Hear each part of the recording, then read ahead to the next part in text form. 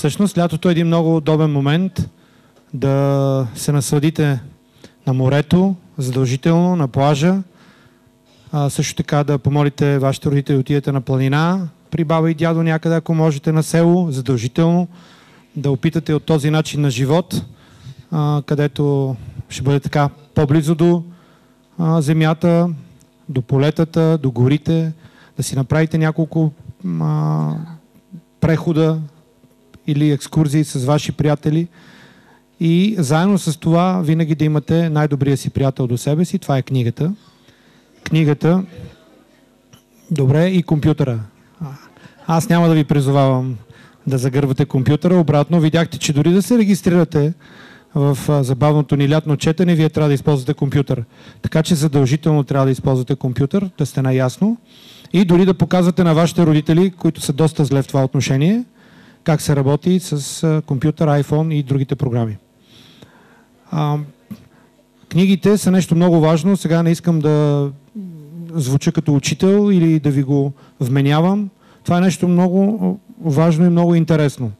Ще се хвана само за един факт, който тук беше цитиран преди малко, книгата "Магьосникът от Оз". Ако се така поинтересувате малко повече за тази книга, ще разберете, че те са цели 14 книги за магьосника. Не една, не две, не три, а 14 книги. Другото, което искам и което и моята дъщеря много обича да прави, тя е на вашите години, е да гледа филми.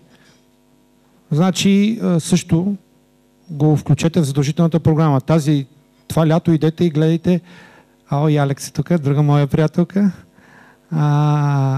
Значи филмът Оз, Могъщият и Великият, мисля, че се казваше, той е по мотиви от книгата. Дороти не участва, но участва Оз. Това е един прекрасен филм. Прекрасен филм. Трябва да го гледате с вашите родители. Защото филма не е анимационен, но филма е с герои. Има 3 вещици, 2 лоши и 1 добра. Т.е. една лоша, една добра, една колебаеща се. Тя е ту добра, ту лоша, което е най-интересното. Самия Оз изигран прекрасно от един актьор, Джеймс Франко. Той не иска да е герой, той не иска да е магьосник. Той иска просто да... Дори се отказва от всички неща, които може да прави, защото той реално нищо не може да прави. Той е един фокусник. Но му се налага, както на нас често в живота ще ни се налага и на вас, да извършите някой друго геройство или някой друг трик и номер, за да продължите напред.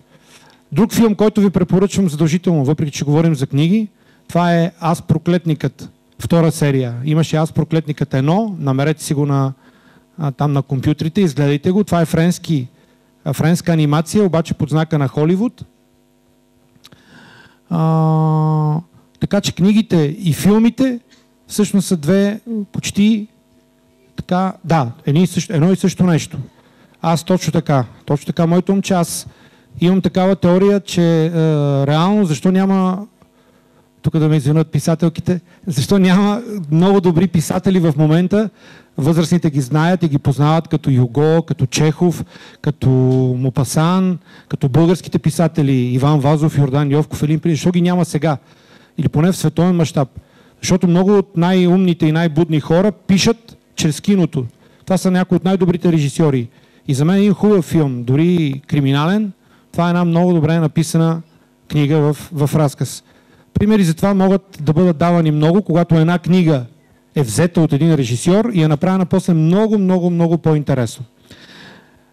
За самото четене и за вашите любими герои, вие ще си ги изберете. Естествено, след малко ще чуете и Роси, и Петя. Те ще ви разкажат за техните герои, ще ви разкажат за това как един писател създава героите си, как един писател ги промотира, ги въвежда в живот, как ги рекламира, как стигат те до децата. Какви книги четете? Кажете сега в училище, кои книжки четете? Алекс, кажи. Геннадий ще каже. Геннадий, заповядай. Кажи какви книги четете сега и за лятото кои книги трябва да прочетеш? Аз специално за лятото трябва да прочета точно 27 книги.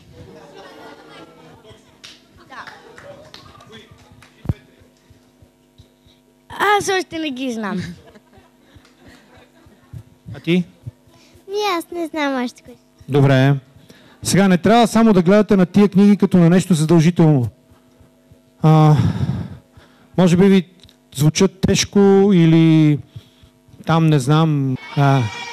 Точно така. Добре, до края, като минат и писателките, ще ви измисля един-два въпроса.